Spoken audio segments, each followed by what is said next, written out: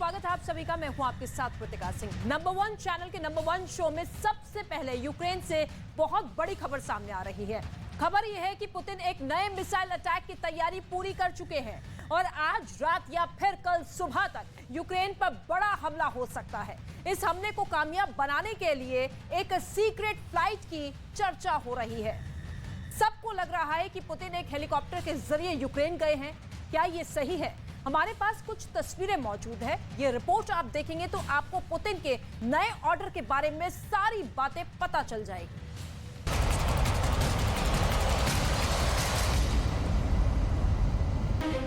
और रूस के हेलीकॉप्टर का एक काफिला यूक्रेन की तरफ बढ़ चला। क्या इस हेलीकॉप्टर में पुतिन का कोई बड़ा कमांडर है या फिर उनका कोई बड़ा मंत्री है? हेलीकॉप्टर में पुतिन के रक्षा मंत्री मौजूद हैं, लेकिन क्या उनके साथ पुतिन भी हैं? अटैक हेलीकॉप्टर से घिरा ये मी-17 V5 हेलीकॉप्टर आखिर यूक्रेन के किस मिशन पर है? और ये सवाल कि क्या इसमें पुतिन है, इसे लेकर बहुत बड़ा सस्पेंस कई घंटों तक बना रहा। सर्गेई शोइगु खिड़की के बाहर देखते रहे, मोर्चों को समझते रहे। रूस की सही पोजीशन उन्हें बताई गई, मैप पर भी दिखाई गई। यह हेलीकॉप्टर कहां उतरे, रूस की फोर्सेस ने इनका पता नहीं लगने दिया, क्योंकि यह दौरा बहुत ही हाई प्रोफाइल था।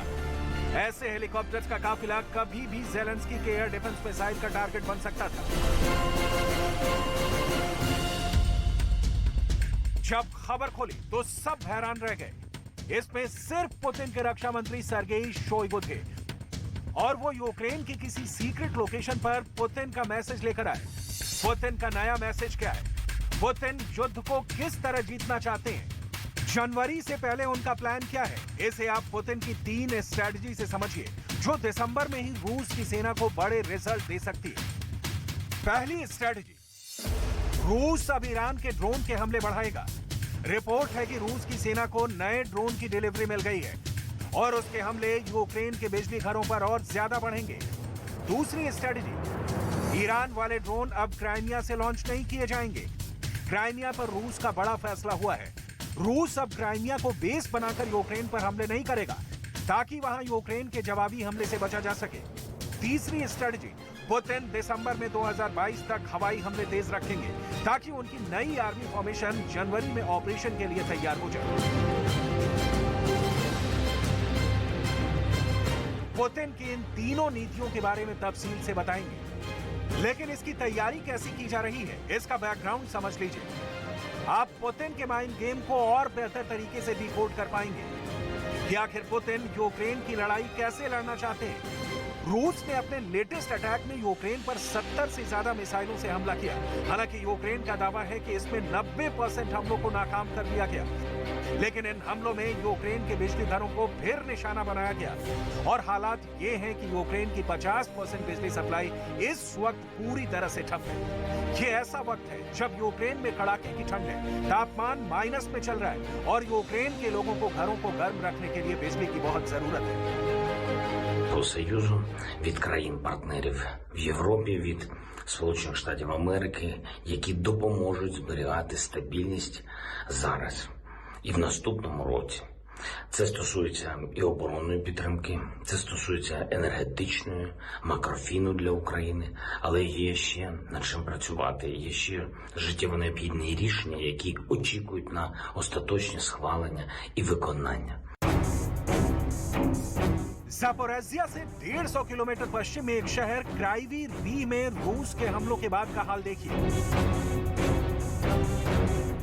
यहां रूस की मिसाइलों से अटैक किया गया और फिर एक अपार्टमेंट में कुछ लोग मलबे में फंस गए।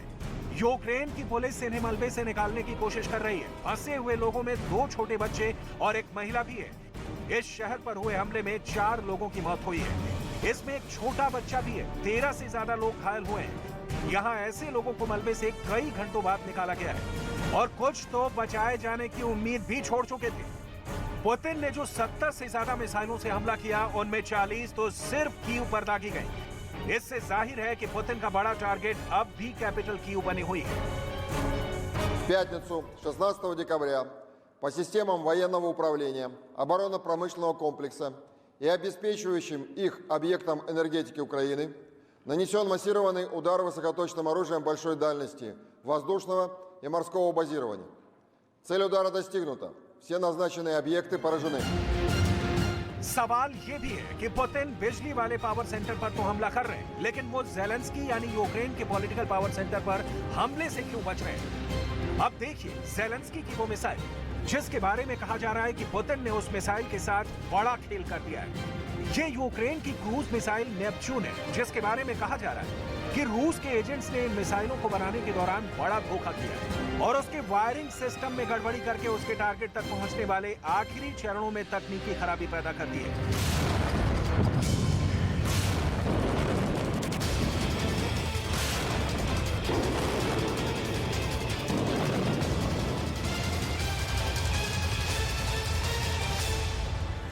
कहा जा रहा है कि पुतिन ने यूक्रेन की नेपच्यून मिसाइल को सैबोटेज कर दिया है, यानी उसमें उत्पादन के दौरान गड़बड़ी पैदा कर दी है। नेपच्यून मिसाइल को लेकर अब पुतिन ऐसा क्यों करेंगे या कर सकते हैं, इसकी बहुत बड़ी वजह जान लीजिए।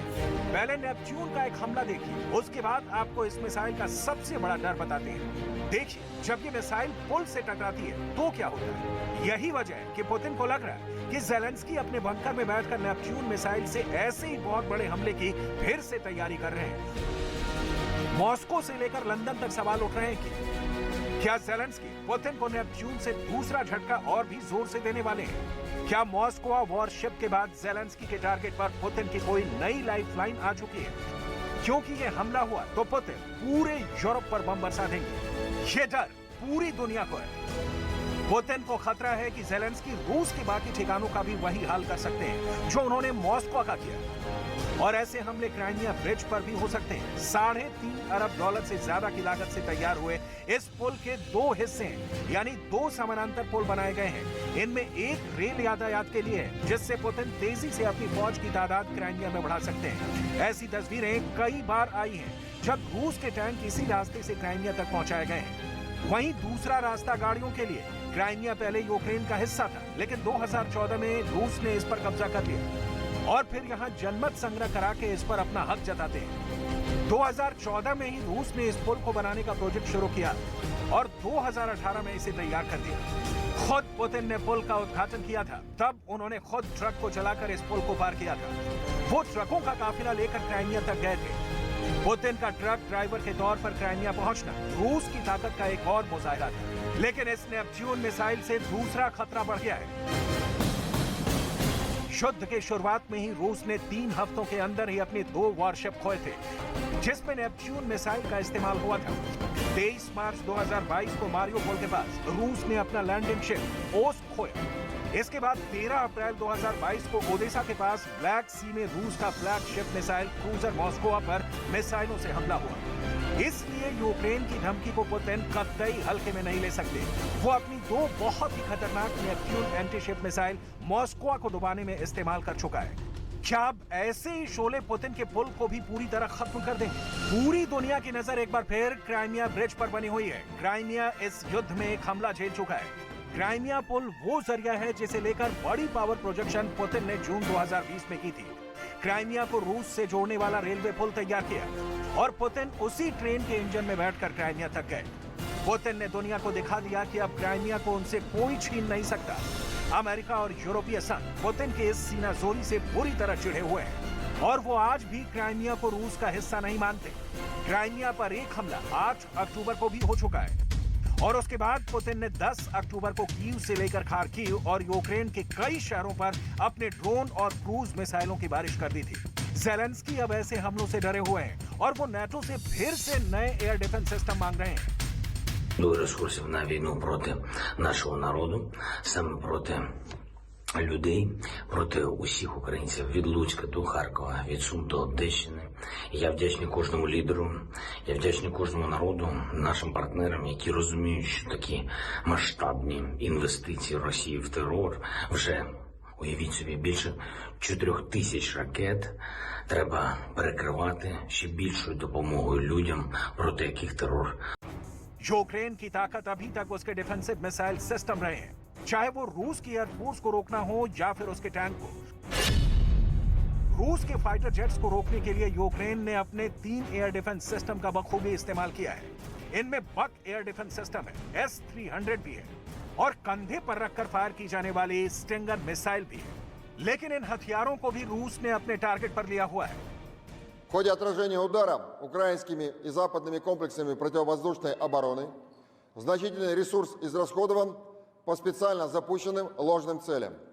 При этом вскрыты позиции и уничтожены 4 радиолокационные станции украинских зенитных ракетных комплексов С-300 в районах населенных пунктов Андрусовка.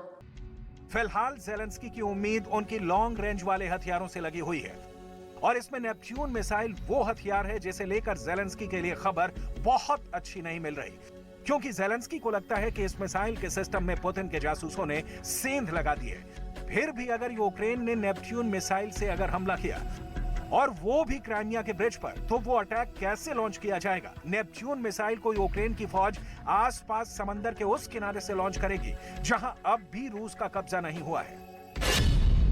नेपच्यून को फायर किया गया तो कुछ इस तरह से अपनी टारगेट की तरफ बढ़ेगी।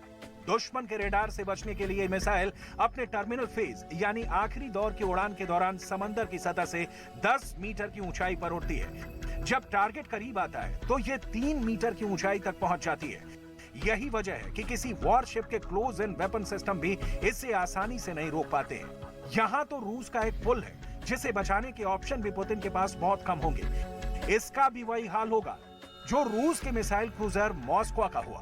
यह मिसाइल समंदर की सतह से चिपक कर उड़ती है। इस रफ्तार पर किसी मिसाइल को निशाना बनाना आसान नहीं होता। इसी तरह यह मिसाइल मॉस्को के करीब पहुंच गई थी और फिर हुआ ऐसा धमाका जिसने रूस की नेवी को हिलाकर रख दिया। यूक्रेन ने इस हमले में 2 नेपच्यून मिसाइलों का इस्तेमाल किया था। इस हमले में इससे भी ज्यादा मिसाइल इस्तेमाल की जा सकती हैं। नेपच्यून मिसाइल आवाज की रफ्तार से कम स्पीड में चलती है, यानी करीब 1000 किलोमीटर प्रति घंटा। रफ्तार 900 से 1000 किलोमीटर पर आवर। करीब 4.5 मीटर लंबी इस मिसाइल का वजन 850 किलो से ज्यादा होता है। इसमें इसका वॉर हेड ही 150 किलो का होता है। दरअसल ये रूसी मिसाइल KH-35 का ही एक रूप है जिसके कई वर्जन हैं और इसकी रेंज 280 किलोमीटर तक मानी जाती है। वहीं एंटी टैंक रोल में उसके पास जैवलिन से लेकर एन-लॉ मिसाइल है जिसने रूस के टैंकों को भारी नुकसान पहुंचाया है। मारियोपोल से लेकर कीव के आसपास रूसी टैंकों का कब्रिस्तान बनाने वाली यह मिसाइल अब भी पुतिन की फौज के लिए बड़ी दहशत बनी हुई है। अगर जेलेंस्की ने क्राइमिया या फिर रूस के किसी और सामरिक ठिकाने पर ऐसा हमला किया तो समझ लीजिए कि पुतिन जिस गुस्से को मॉस्को के डूब जाने के बाद पी गए, वो ऐसे खतरनाक हमले के साथ बाहर निकलेगा जिसकी जद में पूरा यूरोप आएगा और फिर यूक्रेन की जंग विश्व युद्ध में तब्दील हो जाएगी। ये खतरा पूरी दुनिया जता रही है।